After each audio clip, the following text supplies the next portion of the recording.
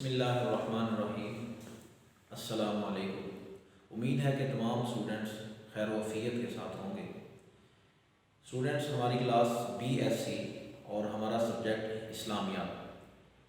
آج ہم جس ٹاپک پہ بات کریں گے وہ ہے جملہ اسمیہ، کہ جملہ اسمیہ کی تعریف کیا ہے، جملہ اسمیہ کی کیسے بنایا جاتا ہے، اس کا طریقہ کیا ہے، اور کون کون سے ایسے قواعد ہیں کہ جو ہم جملہ اسمیہ بناتے ہوئے استعمال کریں اور اس کے معنی میں فرق پڑتا ہے۔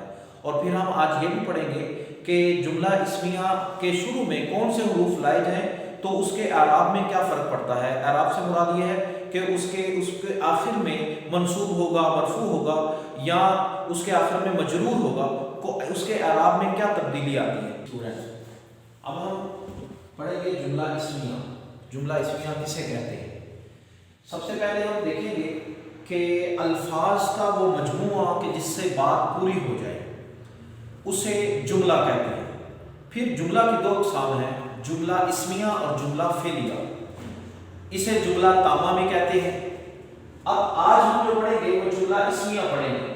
جملہ اسمیہ اسے کہتے ہیں کہ جس کا پہلا جز اسم ہو اور دوسرا خواہ اسم ہو یا فعل ہو، اور جملہ فعلیہ کسے کہتے ہیں کہ جس کا پہلا جز فعل ہو، دوسرا بھی اس کا جز فعل ہو۔ اس کی مثال ہم پڑھتے ہیں الرجل ظالم، کہ آدمی ظالم ہے۔ یہ جملہ اسمیہ کی مثال۔ الرجل یہ معرفہ ہے اور یہ اسم بھی ہے کہ الرجل، تو پہلا جس کا جز اسم ہو اور دوسرا خواہ اسم ہو یا فعل ہو تو اسے ہم جملہ اسمیہ کہیں گے۔ اسی طرح ہم آگے اس کا ایک قاعدہ بھی پڑھتے ہیں کہ جملہ اسمیہ میں پہلا جو جز ہے اس کو مبتدا کہتے ہیں اور دوسرے جز کو خبر کہتے ہیں۔ پہلے جز کو مبتدا کہیں گے، دوسرے جز کو خبر کہیں گے۔ اسی طرح اس کا دوسرا قاعدہ ہے کہ مبتدا کو معرفہ کہا جاتا ہے، جو مبتدا ہے اسے معرفہ کہا جاتا ہے، اور جو خبر ہے اسے عام طور پر نکرہ کہا جاتا ہے۔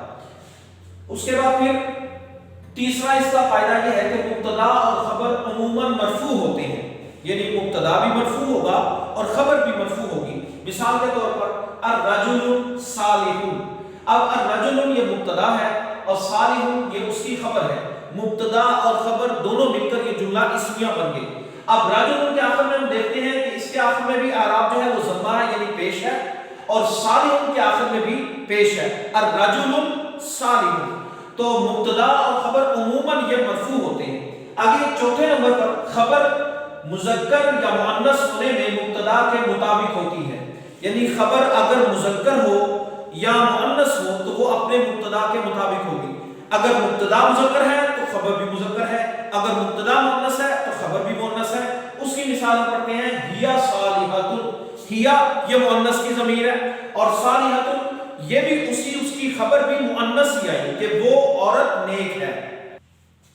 جی آگے پانچواں پوائنٹ اور پانچواں ہمارا قانون اس میں مبتدا اور خبر میں یہ ہے کہ اگر مبتدا دو ہوں اور جنس میں مختلف ہوں تو مذکر کا لحاظ ہوگا، یعنی مبتدا دو ہیں اور جنس میں بھی مختلف ہے۔ مثال کے طور پر مبتدا دو ہیں اور ان میں ایک مذکر ہے اور ایک مؤنث ہے، تو اب مبتدا میں اس میں ہم جب اس کی خبر لائیں گے تو مذکر کے اعتبار سے اس کی خبر لائیں گے، یعنی دو مبتدا ہیں مذکر اور مؤنث، اور جب ہم اس کی خبر لائیں گے تو مذکر کے اعتبار سے، یعنی جو مبتدا مذکر ہے اس اعتبار سے اس کی خبر لائیں گے۔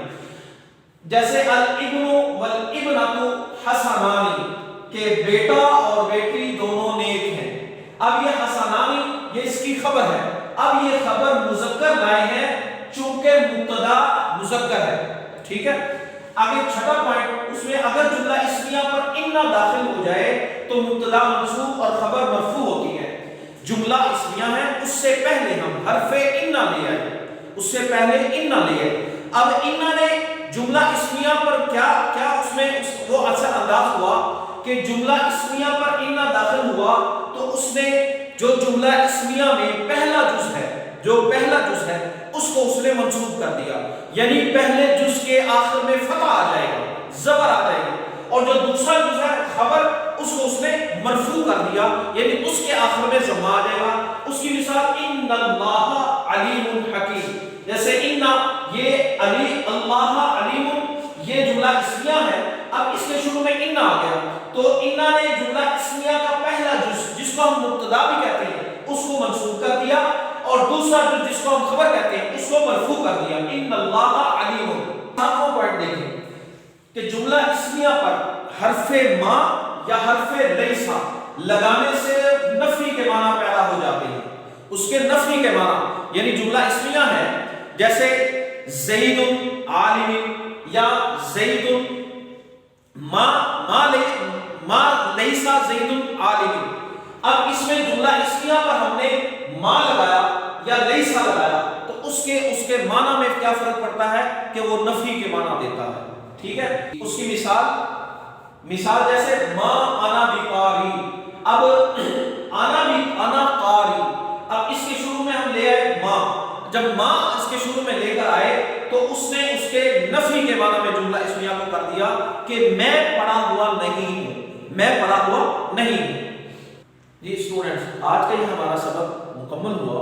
تو آپ اس لیکچر میں اس سبق میں آپ کو کوئی چیز سمجھ میں نہ آئی ہو یا کوئی آپ کا سوال ہو تو آپ کمنٹس میں یہ آپ پوچھ سکتے ہیں کہ جو بھی آپ کا سوال ہو ادھر آپ کو اس کا جواب دے دیا جائے.